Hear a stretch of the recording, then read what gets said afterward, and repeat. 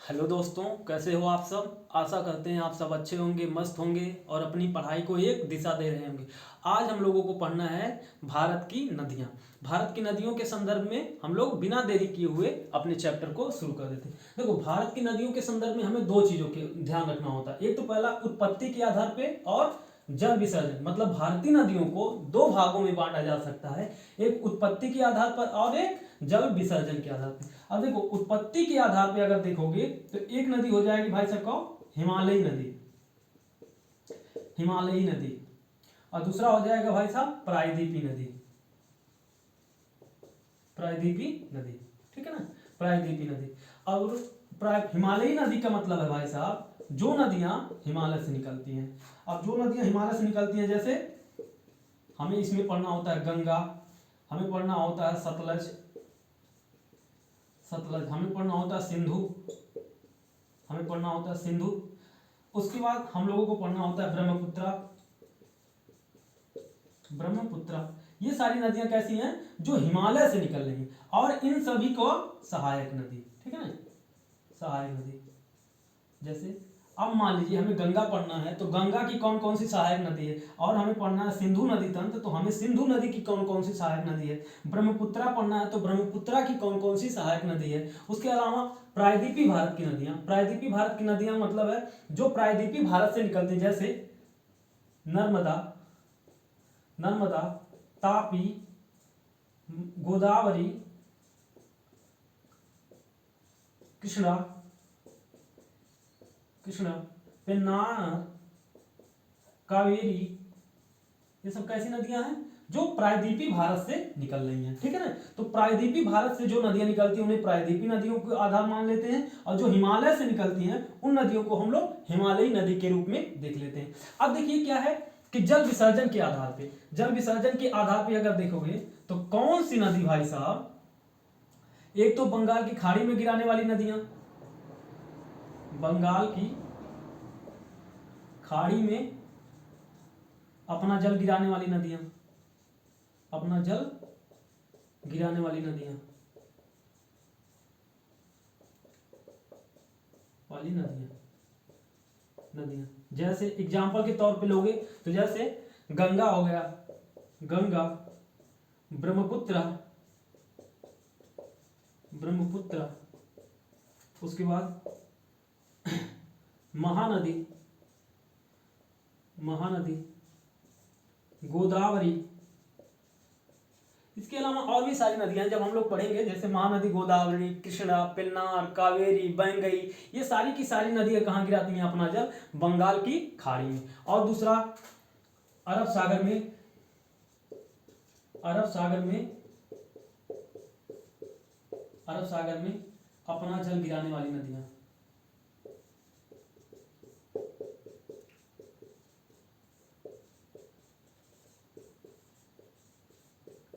नदी। जैसे आप देखोगे तो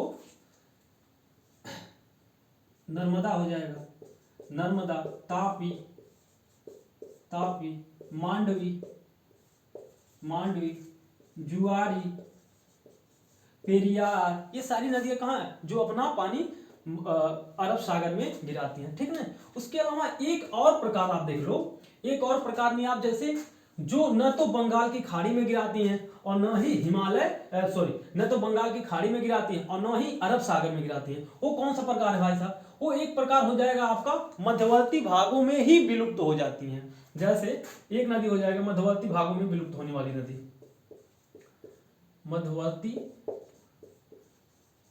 भागों में विलुप्त हो जाती है, मतलब वो समुद्र तक नहीं जाती। वो कौन कौन सी नदियां हैं जो समुद्र में अपना पानी नहीं गिराती। अब भाई साहब समुद्र में कौन कौन सी नदियां हैं जो समुद्र में पानी नहीं गिराती हैं, तो एक आपने सुना होगा लूनी। ठीक है, एक नदी नाम सुना होगा लूनी, और दूसरा नाम सुना होगा घग्गर, दूसरा नाम सुना होगा।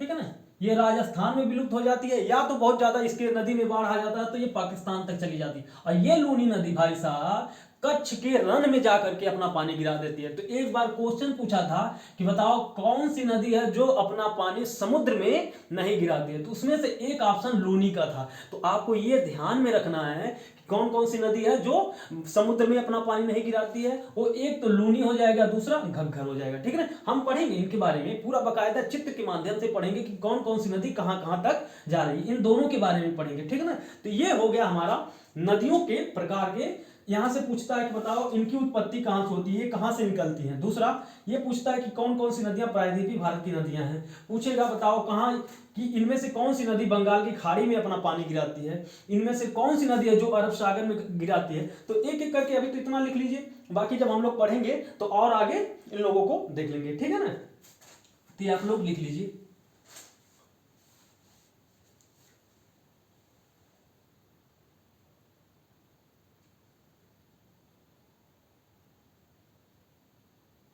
हो गया, तो हम लोग अब एक एक करके, तो सबसे पहले हम लोग पढ़ेंगे उत्तर भारत की नदियां, मतलब हिमालय से निकलने वाली नदियों के बारे में। उसके आगे हम लोग पढ़ेंगे प्रायद्वीपीय भारत से निकलने वाली नदियां। ठीक है ना, इस प्रकार आपको सारा कंफ्यूजन दूर हो जाएगा। ये तो बस प्रकार था हमें कि क्या क्या इनमें पढ़ना है।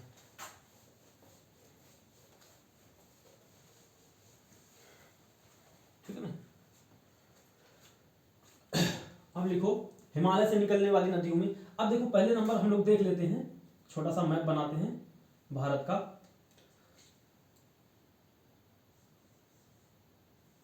ये हमारा भारत, प्यारा सा भारत हम लोग बनाते हैं। प्यारा सा भारत बनाने के बाद भाई साहब आप लोगों को अभी एकदम जबरदस्त तरीके से कुछ नदियों की उत्पत्ति बताते हैं। ये हमारा प्यारा भारत है। आपने सुना होगा कैलाश मानसरोवर नाम, कैलाश मानसरोवर ये कौन सा है भाई साहब, यहीं पर है आपका तिब्बत में कैलाश। ये पूरा का पूरा क्षेत्र तिब्बत है, ये पूरा का पूरा क्षेत्र कैसा है, तिब्बत है भाई साहब। इसी तिब्बत में आपने सुना होगा कि ब्रह्मपुत्रा, इसी तिब्बत से ब्रह्मपुत्रा नदी निकलती है, इसी तिब्बत से आपका सतलज नदी निकलती है, इसी तिब्बत से आपका सिंधु नदी निकलती है। तो बार बार इन तीन नदियों का बार बार उद्गम पूछता है भाई साहब कि ये तीन नदियां का उद्गम स्थल कौन सा है। तो हम लोग देख लेते हैं। ये है कैलाश मानसरोवर, लिख लीजिए। ये है कैलाश, ये है कैलाश, कैलाश पर्वत श्रेणी, यह है कैलाश। आपने सुना होगा कैलाश मानसरोवर, कैलाश मानसरोवर। तो ये कैलाश पर्वत है, कहां पर स्थित है, तिब्बत में। इसी कैलाश पर्वत के भाई साहब बगल में, इसी कैलाश पर्वत के बगल में एक झील है। ये क्या है, झील है भाई साहब। इसी कैलाश पर्वत के बगल में एक झील है जिसका नाम क्या है, मानसरोवर झील। क्या नाम है, मानसरोवर झील। क्या नाम है, मानसरोवर झील। क्या नाम है, मानसरोवर झील। इसी मानसरोवर झील के बगल में एक और जलधारा मिलती है जिसका नाम है सिनकाबाब जलधारा। क्या नाम है, सिनकाबाब जलधारा। भाई साहब इसी के बगल में एक और जलधारा है जिसका नाम है भाई साहब राकसताल। क्या नाम है, राकसताल। राकसताल, क्या नाम है, राकसताल। देखिए अभी इन्हीं से उत्पत्ति होगा तीन नदियों का। और भाई साहब एक नदी और लिखो भाई साहब, एक नदी है इसी मानसरोवर कैलाश पर्वत पर एक ग्लेशियर है, एक ग्लेशियर है। इस ग्लेशियर का नाम है भाई साहब चेमायुंगडुंग ग्लेशियर। क्या नाम है, चेमायुंगडुंग ग्लेशियर। क्या नाम है, चेमायुंगडुंग ग्लेशियर। लिख लेते हैं, चेमायुंगडुंग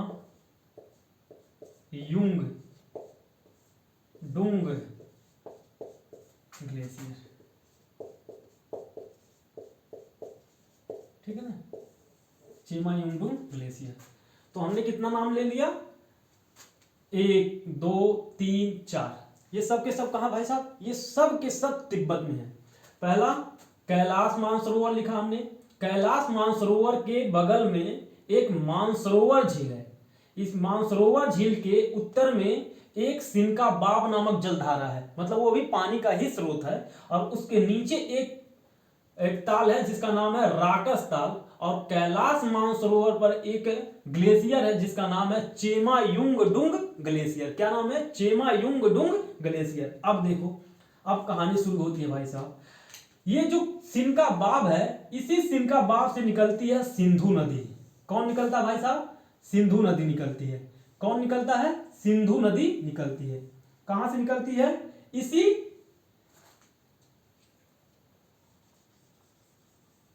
देखो, ये निकल रही है सिंधु नदी। कहां से? सिनका बाब से। क्या नाम है इसका? लिख लेते हम सिंधु नदी, ठीक है। ये हमारी सिंधु नदी है भाई साहब, और इसी राकस ताल से निकलती है सतलज नदी। कौन निकलता है? सतलज नदी। कौन सा निकलता है? सतलज नदी। कौन सी नदी निकलती है? सतलज नदी। और ये चेमायुंगडुंग ग्लेशियर जो है भाई साहब, इसी ग्लेशियर से निकलती है ब्रह्मपुत्रा नदी। इसी ग्लेशियर से निकलती है ब्रह्मपुत्रा नदी। इसी ग्लेशियर से ब्रह्मपुत्रा नदी निकलती है, ठीक है ना। इसी ग्लेशियर से ब्रह्मपुत्रा नदी निकलती है। तो भाई साहब आपने देखा क्या? पहला, सिंधु नदी कहां, सिंधु नदी का उद्गम स्थल सिनका बाब, सतलज नदी का उद्गम स्थल राकस ताल, ब्रह्मपुत्रा नदी का उद्गम स्थल चेमायुंगडुंग ग्लेशियर। चेमायुंगडुंग ग्लेशियर, ये है सतलज नदी। सतलज नदी, ठीक है ना, सतलज नदी। तो ये ध्यान में रखना है। पहला, सिंधु नदी का उद्गम स्थल, सिंधु नदी का उद्गम स्थल सिनका बाब, सतलज नदी का उद्गम स्थल राकस ताल, और ये ब्रह्मपुत्र है ना, ये है ब्रह्मपुत्र, ठीक है ना, ब्रह्मपुत्र, ठीक है ना। तो ब्रह्मपुत्रा नदी का उद्गम स्थल चेमायुंगडुंग ग्लेशियर, और चेमायुंगडुंग ग्लेशियर कहां स्थित है? कैलाश मानसरोवर पर्वत पर। कहां पर? कैलाश मानसरोवर पर्वत पर। और ये सब के सब कहां है? ये सब के सब भाई साहब, ये सब के सब तिब्बत में है। कहां पर है भाई साहब? सब के सब तिब्बत में। इसीलिए पूछता है कि बताओ सिंधु नदी का उद्गम स्थल कहां है? तो कहता है कि तिब्बत में। और तिब्बत ना दिया रहता है तो क्या कहता है? मानसरोवर झील के आसपास से निकलती है। क्या कहते हैं सब? कि मानसरोवर झील के आसपास से सतलज निकलती है, मानसरोवर झील के पास से सिंधु नदी निकलती है, मानसरोवर झील के पास से भाई साहब चेमायुंगडुंग ग्लेशियर से कौन निकलता है? ब्रह्मपुत्रा। तो क्यों कहते हैं? देखो ये ब्रह्मपुत्रा है, देख रहे हो ना, ये मानसरोवर झील है बीच में, और अगल बगल से ये सारी नदियां निकलती हैं। इसी वजह से कह देता है कि मानसरोवर झील के आसपास से ये नदियां निकलती हैं, ठीक है ना। तो मानसरोवर झील के पास से कौन कौन सा क्षेत्र है जहां से ये नदियां निकलती हैं? तो यही क्षेत्र है। और तिब्बत इस समय किसके अधीन है भाई साहब? तो तिब्बत उस समय आपका चाइना के अधीन है। किसके अधीन है? चाइना के अधीन है। तो ये आपको ध्यान में रखना है। तो ये आप लोग नोट कर लीजिए, बाकी हम लोग नोट कराते हैं, ठीक है ना।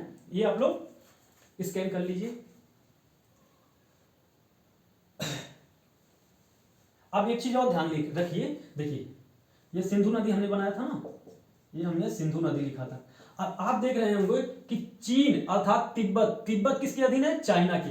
चीन से निकल के या तिब्बत से निकल के कहां प्रवेश कर रही है? भारत में। और भारत से निकल के कहां प्रवेश कर रही है? पाकिस्तान में। तो पूछता है कि इन नदियों का प्रवाह क्षेत्र कहां कहां है? तो 3 देशों में। देखो सिंधु नदी भी कहां से निकल रही है? चाइना से या तिब्बत से।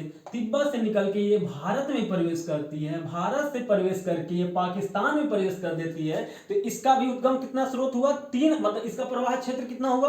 3 देशों में। उसी प्रकार सतलज नदी भी भाई साहब तिब्बत से निकल के भारत में प्रवेश करती है, और भारत से निकल के पाकिस्तान में चली जाती है। अब देखिए ब्रह्मपुत्रा नदी का, ये भी भाई साहब निकल रही है कहां से? तिब्बत से। और तिब्बत से निकल के भाई साहब आ रही है भारत में, और भारत से निकल के भाई साहब कहां चली जा रही है? बंगाल की खाड़ी में। तो इसका भी 3 देशों में प्रवाह हुआ। देखो ये जहां निकलती है, ये जहां निकलती है, ये जहां से प्रवेश करती है भारत में, उसे कहते हैं सिंधु गाज। मतलब गड्ढा है ऐसे, जहां से ये बाहर से आ रही है ना, विदेश से आ रही है ना, मतलब अंतरराष्ट्रीय रूप धारण कर रही है ना, मतलब ये तिब्बत से निकल के भारत में जहां प्रवेश करती है, उस स्थान को क्या नाम दिया जाता है? सिंधु गाज के रूप में जाना जाता है। किस नाम से जाना जाता है? सिंधु गाज। तो पूछता है कि सिंधु नदी भारत में कहां प्रवेश करती है? तो सिंधु गाज में प्रवेश करती है। और एक चीज कि यहाँ पर एक श्रेणी है जिसका नाम काराकोरम, और एक और श्रेणी है लद्दाख श्रेणी, और एक और श्रेणी है जास्कर श्रेणी। इन्हीं तीन दोनों श्रेणियों के बीच में कौन प्रवाहित होती है? सिंधु नदी। तो एक बार क्वेश्चन पूछा था कि बताओ सिंधु नदी किन दो श्रेणियों के मध्य प्रवाहित होती है? तो भाई साहब काराकोरम, लद्दाख और जास्कर। तो दोनों श्रेणियां कौन सी हैं? लद्दाख और जास्कर के बीच में प्रवाहित होती है। लद्दाख और जास्कर के बीच में कौन प्रवाहित होती है? सिंधु नदी प्रवाहित होती है। और कहां प्रवेश करती है? तो सिंधु गाज के रूप में भारत में प्रवेश करती है। अब दूसरा देखो भाई साहब, यहां पर है आपका शिवकिला दर्रा। कौन सा? शिवकिला दर्रा। उसी शिवकिला दर्रे से भारत में प्रवेश करती है। इसी वजह से सतलज को माना जाता है कि शिवकिला गाज से भारत में प्रवेश करती है। ब्रह्मपुत्रा का देख लेते हैं। ब्रह्मपुत्रा अरुणाचल प्रदेश में, ब्रह्मपुत्रा अरुणाचल प्रदेश में क्या करती है? दिहांग गाज से भारत में प्रवेश करती है। किस गाज से? दिहांग गाज से प्रवेश करती है। तो ये आप बना लीजिए, उसके बाद एक एक करके हम लोग लिख लेते हैं। देखो सतलज कहां से प्रवेश कर रही है? तो सतलज प्रवेश कर रही है शिवकिला दर्रे से, शिवकिला दर्रे से, ठीक है ना, शिवकिला दर्रे से। और ब्रह्मपुत्रा कहां से? दिहांग गाज से, दिहांग, ठीक है, दिहांग गाज से। और सिंधु नदी कहां से प्रवेश कर रही है? सिंधु गाज से, सिंधु गाज। तो ये पूछा गया, ये शिवकिला वाला पूछा जा चुका है, दिहांग गाज पूछा जा चुका है। तो ये आपको ध्यान में रखना है, ठीक है ना, दिहांग गाज और शिवकिला गाज। तो सिंधु नदी भारत में कहां से प्रवेश करती है? सिंधु नदी से, जम्मू कश्मीर से, ठीक है, लद्दाख क्षेत्र में है। और शिवकिला दर्रा, शिवकिला दर्रे से कौन प्रवेश करती है? सिंधु नदी। और शिवकिला दर्रा कहां पर है भाई साहब? आपका हिमाचल प्रदेश में है। और भाई साहब दिहांग गाज से ब्रह्मपुत्रा प्रवेश करती है। ब्रह्मपुत्रा कहां से, ब्रह्मपुत्रा नदी कहां से प्रवेश करती है? अरुणाचल प्रदेश से प्रवेश करती है। अरुणाचल प्रदेश में वो स्थल का क्या नाम है? दिहांग गाज नाम है, जहां से भारत में वो प्रवेश करती है। तो ये आप लोग ध्यान में रखिएगा, तो नोट कर लीजिए, तब आगे हम लोग देखते हैं।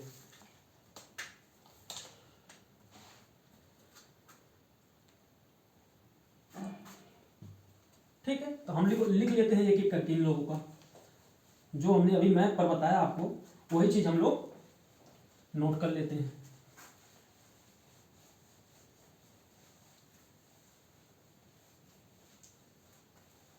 अब लिखो एक तरफ लिखो सिंधु नदी,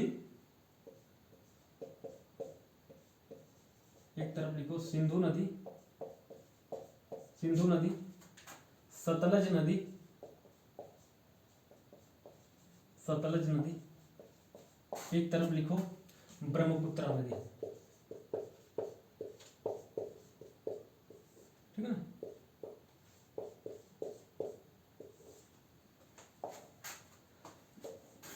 यहां पर लिखो उद्गम, यहां पर लिखो उद्गम, यहां पर लिखो उद्गम, यहां पर लिखो प्रवाह क्षेत्र, मतलब कहां कहां ये बहती है, किन देशों में बहती है प्रवाह क्षेत्र।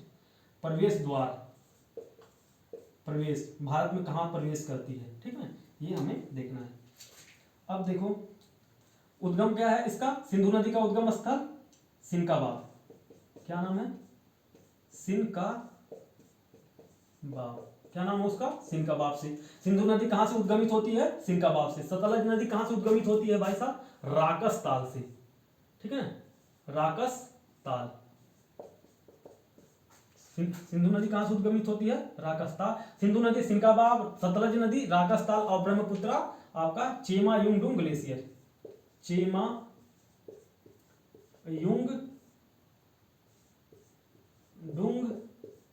ग्लेशियर, ये सब के सब कहां है भाई साहब? तिब्बत में। कहां पर है? तिब्बत में, या मानसरोवर झील के पास। तीनों या तो दे देगा, इनका नाम दे देगा, या तो मानसरोवर झील के पास दे देगा, या दे देगा तिब्बत, ठीक है ना। तो ये तो उनका उद्गमित स्थल हो गया। अब प्रवाह क्षेत्र भाई साहब, सिंधु नदी कहां कहां से निकल रही? तिब्बत से निकल रही। तिब्बत अर्थात तिब्बत, तिब्बत वर्तमान में किसके अधीन है? चीन के अधीन है। तिब्बत प्लस भारत प्लस पाकिस्तान, ठीक है ना, पाकिस्तान। और ये सतलज नदी भी भाई साहब, ठीक है, तिब्बत से निकल रही है। कहां से? तिब्बत से निकल रही है, भारत में प्रवेश कर रही है, और भारत में प्रवेश करके कहां चली जा रही है? पाकिस्तान में, ठीक है ना, पाकिस्तान। और ये कहां से कहां तक ये निकल रही है भाई साहब? तिब्बत से निकल रही है, तिब्बत से निकल रही है, भारत में प्रवेश कर रही है। अब भारत में प्रवेश करके कहाँ चली जा रही है? बांग्लादेश में, ठीक है ना, बांग्लादेश में चली जा रही है, ठीक है ना। अब भाई साहब ये भारत में कहाँ प्रवेश करती है? सिंधु नदी भारत में कहाँ प्रवेश करती है? तो सिंधु गाज से। कहां से? सिंधु गाज से भारत में प्रवेश करती है। यहीं पर और लिख लो, लद्दाख और जास्कर के बीच, लद्दाख व जास्कर के बीच प्रवाहित होती है। लद्दाख व जास्कर के बीच से होकर के, ऐसे दो पर्वत हैं, एक लद्दाख है और एक जास्कर है, इन्हीं के दो बीच से सिंधु नदी निकलती है। और इसी सिंधु नदी के बाएं तट पर दाहिना दाएं तट पे लेह है। कौन है? लेह लद्दाख है, ठीक है ना, इसी के दाएं तट पर। तो ये आपको ध्यान रखना है। सिंधु गाज से कौन प्रवेश करती है? सिंधु नदी। और सतलज नदी भारत में कहां प्रवेश करती है? तो ये आपका करती है शिवकिला गाज से। कहां से? शिवकिला गाज, ठीक है ना। शिवकिला गाज देगा तब भी, शिवकिला दर्रा देगा तब भी, आपको लगा कर होना। और ये कहां पर स्थित है? हिमाचल प्रदेश में, ठीक है ना। ये कहां पर स्थित है? हिमाचल प्रदेश। और ये लद्दाख में था। और ये कहां से प्रवेश करती है भारत में? दिहांग गाज से। कहां से? दिहांग गाज। और दिहांग गाज कहां पर है भाई साहब? दिहांग गाज आपका है अरुणाचल प्रदेश, AR, ठीक है, अरुणाचल प्रदेश, ठीक है ना। कहां पर? दिहांग गाज से अरुणाचल प्रदेश। तो ये हो गया आपका, ठीक है ना, ये आपका हो गया सिंधु नदी के उद्गम स्थल और उनके क्षेत्र। अब बाकी हम लोग नोट कर लीजिए, तब हम लोग आगे बढ़ें।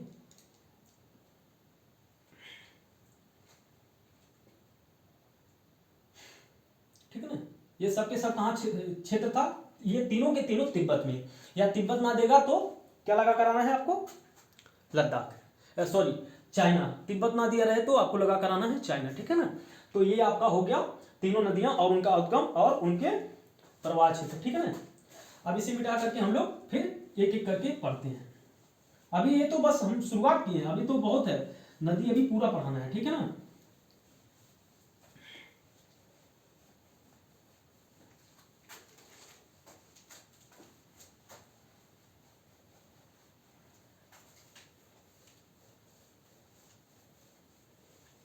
अब नोट कर लीजिए, पहले नोट कर लीजिए कि नदियों का लंबाई, कभी कभी क्वेश्चन पूछ लेता है, नदियों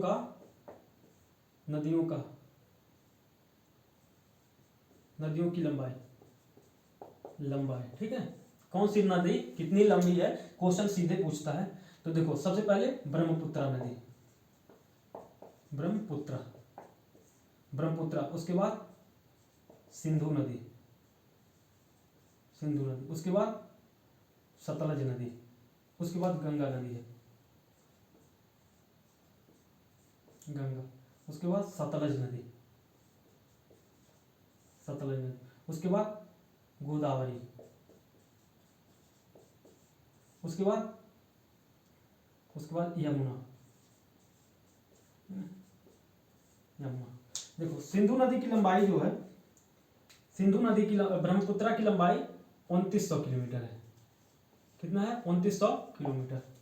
सिंधु नदी की लंबाई 2880 किलोमीटर। कितना? 2880 किलोमीटर। गंगा की लंबाई 2525 किलोमीटर, 2525 किलोमीटर। सतलज की लंबाई 1500 किलोमीटर। गोदावरी की लंबाई 1465 किलोमीटर, ठीक है। और यमुना का छोड़ दीजिए, हमें मतलब है बस ऊपर की। तो आप देख रहे हैं ये लंबाई है, नोट कर लीजिए, तब हम इसे बताएं आपको।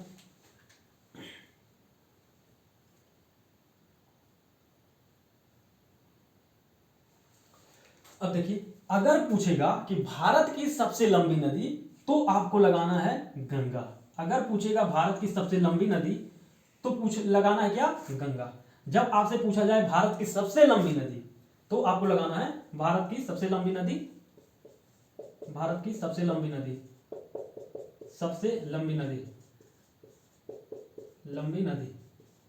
अगर भारत की, जब पूछेगा गंगा भारत की सबसे लंबी नदी, तो आपको लगाना है गंगा। लेकिन अगर भारत नहीं पूछता है और ये 4 विकल्प देता है तो आपको ब्रह्मपुत्र लगाना है पहले नंबर पे, और दूसरे नंबर पे सिंधु नदी लगाना है, तीसरे नंबर पे गंगा, चौथे नंबर पे सतलज।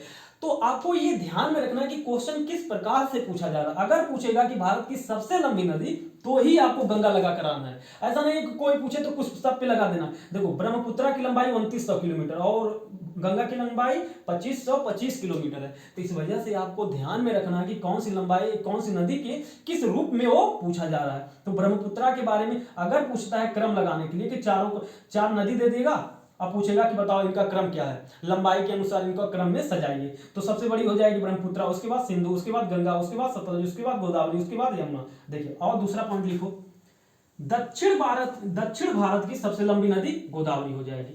दक्षिण भारत की सबसे लंबी नदी, दक्षिण भारत की सबसे लंबी नदी, दक्षिण भारत की सबसे लंबी नदी याद दे दे भाई साहब। प्रायद्वीपीय भारत की सबसे लंबी नदी, तब भी आपको गोदावरी ही लगा कर आना है, ठीक ना। दक्षिण भारत की सबसे लंबी नदी या प्रायद्वीपीय भारत की सबसे लंबी नदी, दोनों के संदर्भ में आपको गोदावरी लगा कर आना है। और भारत की सबसे लंबी नदी तो हो जाएगा गंगा, ठीक है ना। तो ये नोट कर लीजिए, उसके बाद हम लोग आगे बढ़ते हैं।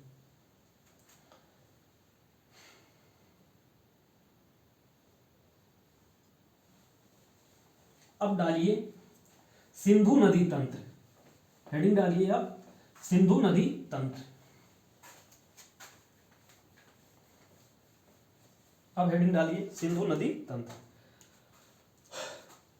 देखिए हमारी नदी कौन थी, ये हमारा सिंधु नदी थी। कौन सा, एक का नाम है सिंधु, ठीक है। ये सिंधु नदी, आप हेडिंग डालिएगा सिंधु नदी तंत्र। लोग हम भी डाल देते हैं भाई, हमारी लाल पेन चल नहीं रही लगता है, काले वाले से ही डालते हैं।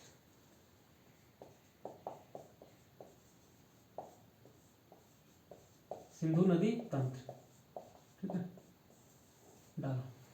यह है सिंधु नदी तंत्र। इस सिंधु नदी तंत्र में एक नदी आकर मिलती है जिसका नाम है भाई साहब, 5 नदियां आके मिलती हैं। एक ही क्यों, 5 नदियां। एक और नदी भाई साहब,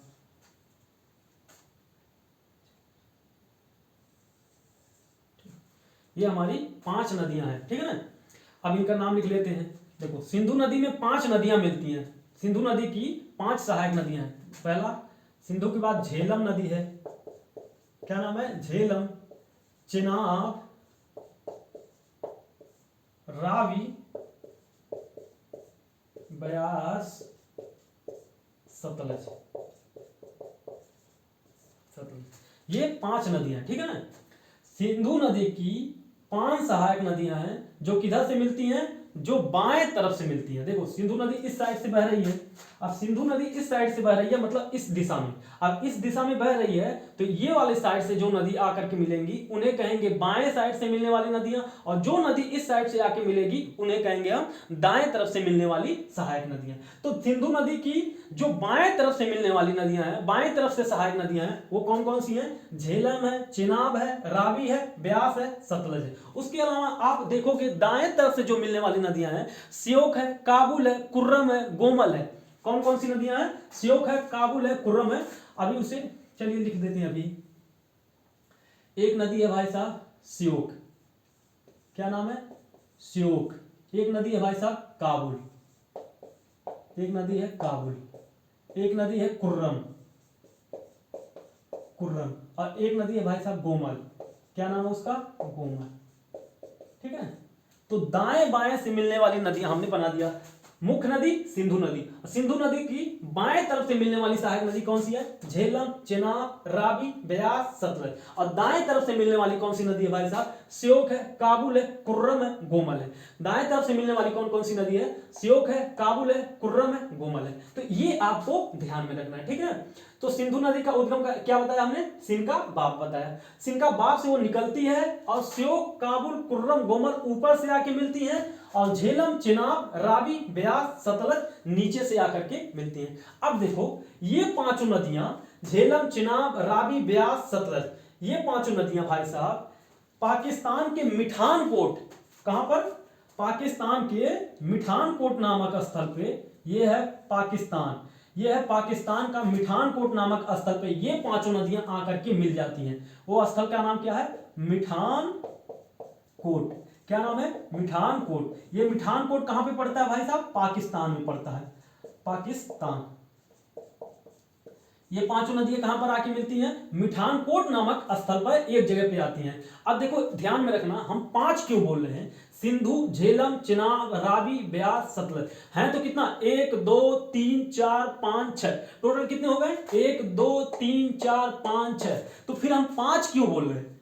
क्योंकि जो ब्यास नदी है इसका प्रवाह केवल और केवल भारत में है, केवल और केवल भारत में है। जो ये ब्यास नदी है, सिंधु की जो ब्यास नदी सहायक नदी है, ये केवल भारत में बहती है, पाकिस्तान में नहीं जाती। इसी वजह से हम कह रहे हैं कि ये पांचों नदियां कहां पर आके मिलती हैं भाई साहब? ये पांचों की पांचों नदियां पाकिस्तान के मिठानकोट नामक स्थान पर आकर के मिलती है। इधर से सिंधु आती है और इधर से ये 4 नदियां आती हैं और जाकर के मिठानकोट में ये मिल जाती हैं। इसी वजह से हम आपसे कह रहे हैं कि ये पांचों नदियां पाकिस्तान के मिठानकोट नामक स्थान पर आकर के मिल जाती हैं। तो ये आपको ध्यान में रखना। अब देखिए केवल और केवल, तो पहला पॉइंट लिखिए कि ब्यास नदी, यहीं पे लिखिए ब्यास नदी,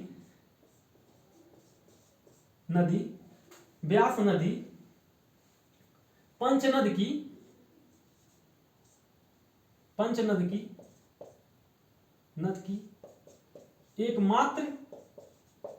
एकमात्र ऐसी नदी है जो केवल भारत में प्रवाहित होती है, केवल भारत में प्रवाहित होती है, जो केवल भारत में प्रवाहित होती है, जो केवल भारत में प्रवाहित होती है।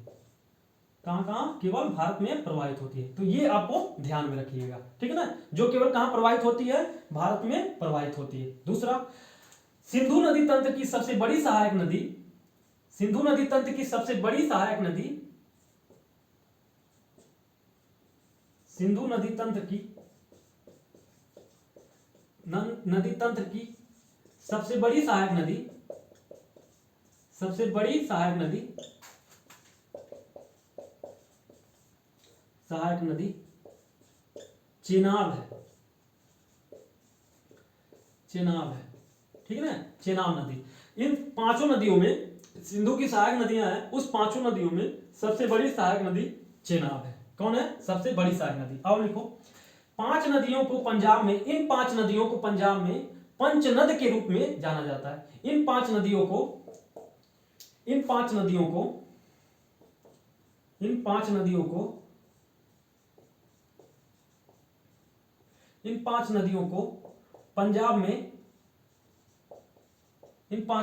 पंजाब में पंचनद के रूप में जाना जाता है, पंचनद के रूप में जाना जाता है।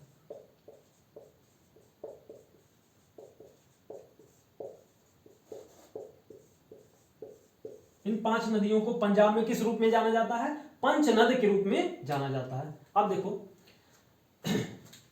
ये जो झेलम नदी है ये जम्मू कश्मीर से निकलती है। कहां से? जम्मू कश्मीर से निकलती है। और चेनाब, यहां पे लिखो, चेनाब और रावी ब्यास, कौन कौन सी नदी? चेनाब और रावी ब्यास कहां से निकलती है भाई साहब? ये हिमाचल प्रदेश से निकलती है। कहां से? हिमाचल प्रदेश से निकलती है। 3 नदियां, पहला सिंधु, झेलम नदी कहां निकलती है? जम्मू कश्मीर से निकलती है। चेनाब, रावी, ब्यास नदी कहां निकलती है? हिमाचल प्रदेश से निकलती है। और सतलज नदी का तो उद्गम हमने बता ही दिया, तिब्बत के राकस ताल से निकलती है। कहां से? तिब्बत के राकस ताल से निकलती है। तो ये आपको ध्यान में रखना कि झेलम नदी कहां निकलती है? जम्मू कश्मीर से निकलती है। चेनाब, रावी, ब्यास नदी कहां से निकलती है? हिमाचल प्रदेश से निकलती है। और सतलज नदी कहां से निकलती है? तो तिब्बत से निकलती है। देखो, ब्यास नदी किससे आकर के मिल जाती है? सतलज नदी से मिल जाती है। ब्यास नदी आगे आकर के किससे मिलती है? सतलज नदी से मिल जाती है। और चेनाब में झेलम और रावी मिलती है। देखो इधर से आ रही है झेलम और इधर से आ रही है चेनाब, तो रावी। तो चेनाब में आकर के झेलम और रावी दोनों नदियां मिल जाती हैं। और ब्यास नदी किस में आकर के मिल जाती है? सतलज नदी में। तो ये आपको ध्यान में रखना, जैसे मैप बनाए ठीक इसी प्रकार बनाना। और सिंधु नदी तंत्र की सबसे बड़ी सहायक नदी चेनाब है। तो ये हो गया हमारा बाएं तरफ से मिलने वाली नदियां। और दाएं तरफ से नदियां देखो भाई साहब, श्योक है, काबुल है, कुर्रम है, गोमल है। तो आपको ये ध्यान में रखना है, पूछेगा क्वेश्चन कि बताओ इनमें से कौन सा सिंधु नदी तंत्र की सहायक नदी नहीं है। तो इनमें से देखो ध्यान रखे, क्योंकि पूछ लेगा, या तो नहीं पूछेगा या तो हाँ पूछेगा कि पूछो बताओ इनमें से सिंधु नदी तंत्र की कौन सी सहायक नदी है। तो ये देखो श्योक है, काबुल है, कुर्रम है, गोमल है, झेलम है, चेनाब है, रावी है, ब्यास है, सतलज। तो ये आपको ध्यान में रखना है, ठीक है ना, ये आपको ध्यान में रखना है, ऐसा नहीं है कि भूल जाना है। पूछेगा बताओ झेलम नदी कहां से निकलती है? तो झेलम नदी जम्मू कश्मीर से निकलती है। चेनाब, रावी, ब्यास, सतलज कहां से निकलती है? तो सतलज आपको पहले ही बता दिया कि भाई साहब तिब्बत के राकस ताल से निकलती है। चेनाब, रावी, ब्यास कहां निकलती है? हिमाचल प्रदेश से निकलती है। तो आपको ये सब ध्यान में रखना है, ठीक है ना। चेनाब नदी हिमाचल प्रदेश के एक स्थल है जो दो स्थलों से निकलती है, दो धाराओं के मिलने से होती है, चंद्र और भागा नामक, चंद्र और भागा नामक दो जलधाराओं के मिलने से चेनाब नदी बनती है। और ये जो जम्मू कश्मीर के बेरीनाग, क्या नाम है, एक मिनट कंफर्म कर देते हैं,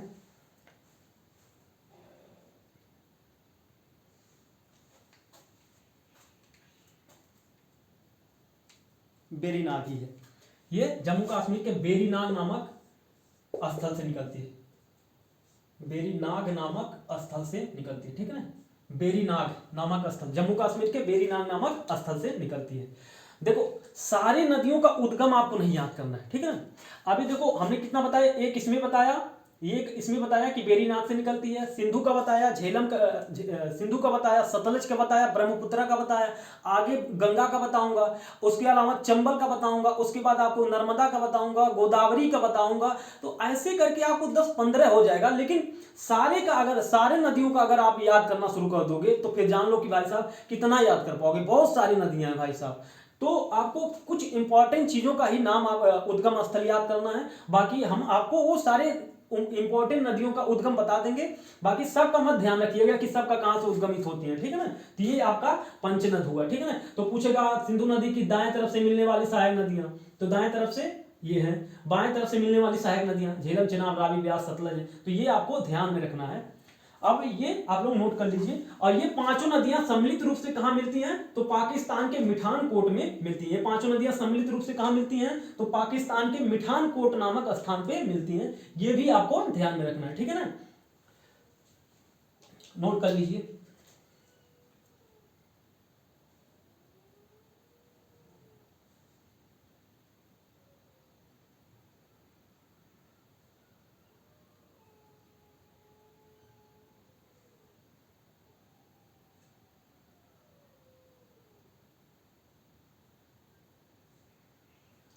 ठीक है, तो हम लोग अगला देखते हैं।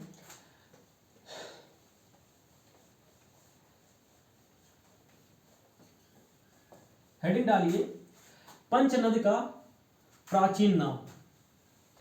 पंचनद का प्राचीन नाम, इन पांच के जैसे सिंधु, झेलम, चेनाब, रावी, ब्यास, सतलज है, इन्हें क्या कहते हैं कि प्राचीन काल में इन्हें विशिष्ट नामों से जाना जाता था, इनका अलग नाम हुआ करता था। जैसे वैदिक कालों में जैसे सिंधु का क्या नाम था, झेलम का क्या नाम था, ये क्वेश्चन खूब पूछा जाता। हालांकि ये इतिहास का भाग है, लेकिन हमें पढ़ना कहाँ है, यहीं पर पढ़ लेते हैं। अब लगे हाथ क्या ही छोड़े, क्यों, अब हम लोग इसे क्यों ही छोड़े। लिखो झेलम, पहले लिखो वर्तमान नाम, फिर लिखो यहां पर वैदिक नाम, मतलब इन्हें वेदों में किस नाम से जाना जाता था, वैदिक नाम। झेलम, चेनाब, रावी, ब्यास, सतलज, और एक लिखो गंडक, एक लिखो गंडक और एक लिखो काबुल। काबुल।